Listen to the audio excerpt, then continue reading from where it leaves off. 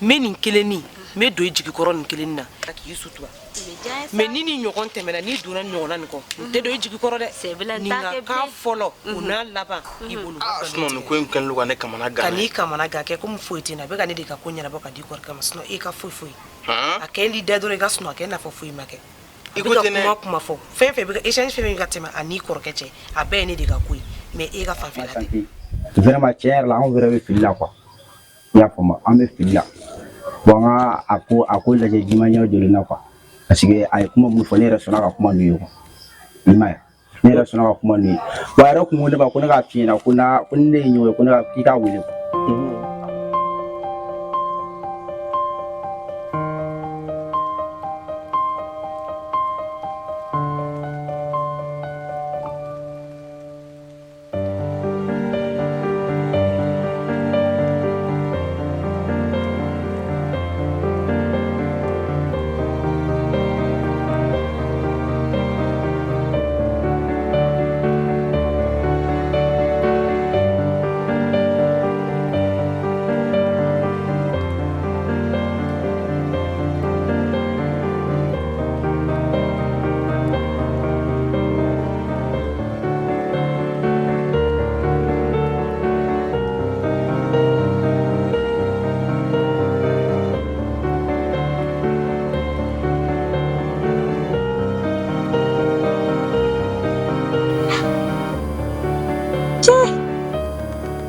Bebê menare, demi dugu jira me k'a kɔnɔ.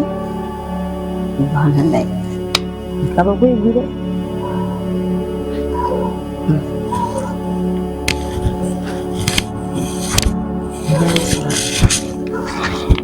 Ouais.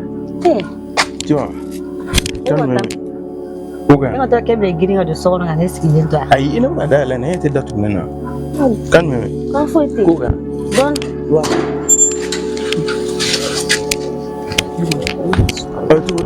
N'a tɛ cogo la.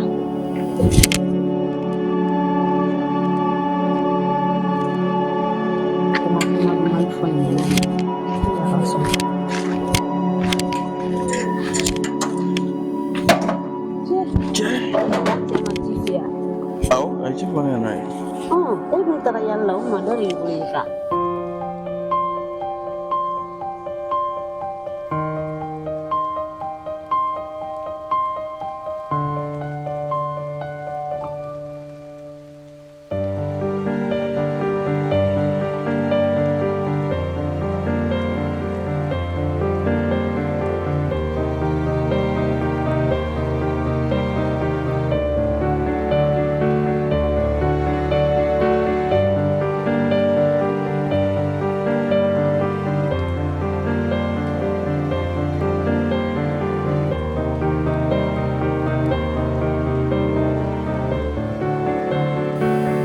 Tu fana kuma sugu mɛn. Ayi, n b'o fɔ dɛ, n t'o fɔ.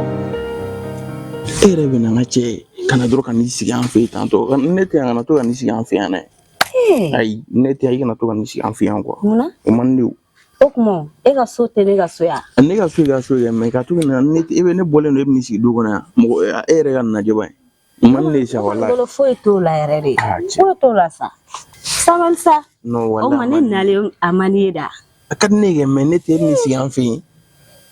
O man di o. Aw ka so n'an ka so a bɛɛ de tɛ kelen ye. Ne b'a kalama a bɛɛ ye kelen sa mais ne tɛ e bɛ n'i sigi an fɛ munna?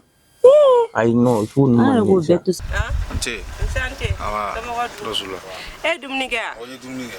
Awɔ. N bɛ ka baw ka entretien dɔ kɛ. N yɛrɛ tilar'o la sisan. N bɛ fɛ ka taa dugu kɔnɔ. Baarako tun bɛ ni n dɔ cɛ. Tigi ko n ka passe bi. N bɛ taa moto lajɛ n'o ɲɛnabɔra.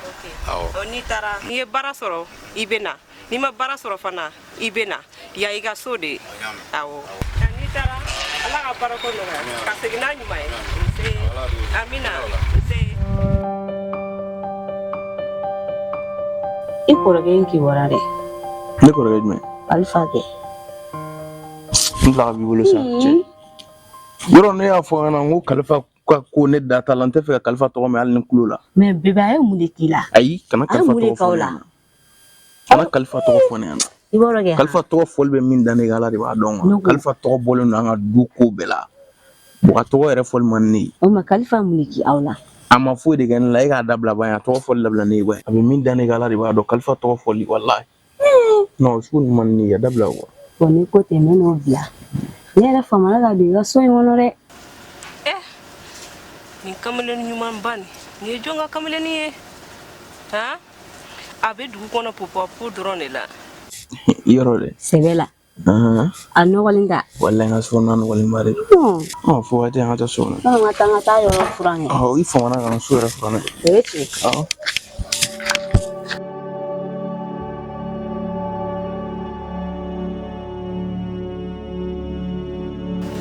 jɔn bɛ nin kamalen nin ye tan ne bɛ nin ko nin ɲɛɲini ka n bolo da kisɛ kan n'o tɛ nin ko nin ma nɔgɔ dɛ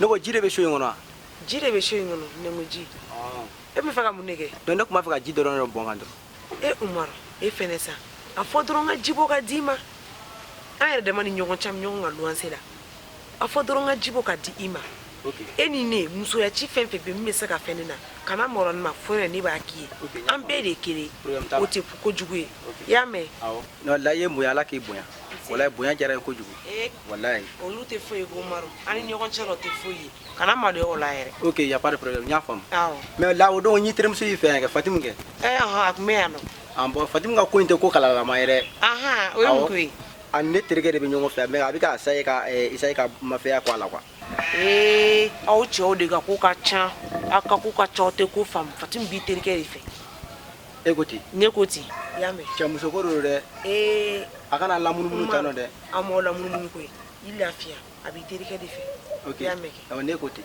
ne ko ten mais aw cɛw ka ko don yɔrɔ n'a bɔ yɔrɔ ka ca kojugu sinon a b'i terikɛ dɔrɔn de fɛ ne ko Kalifa kibaruya Kalifa bon o don ni Kalifa ye ɲɔgɔn ye carré kun na yan fɛ quoi a kun bɛ ka taa courant dilan yɔrɔ dɔ la quoi awɔ ne magoba de bɛ Kalifa la e mago de bɛ Kalifa la kojugu n'i y'a ye i jija gɛlɛya k'a ka numéro ta ka diyan n ka sokɔnɔna courant yɔrɔ dɔ bannen don n bɛ fɛ a kana lajɛ a bɛ diya n ye dɛ Umaru ok y a pas de problème n y'a faamu ala sɔnna n'i y'a ye n bɛ numéro minɛ n bɛ taa d'i ma n'ala sɔnna ma a bɛ diya n ye kojugu non cɛnnin t'a la quoi na ka wuli k'i ka ji bɔ o la ok y a pas de problème o bɛ diya n ye dɛ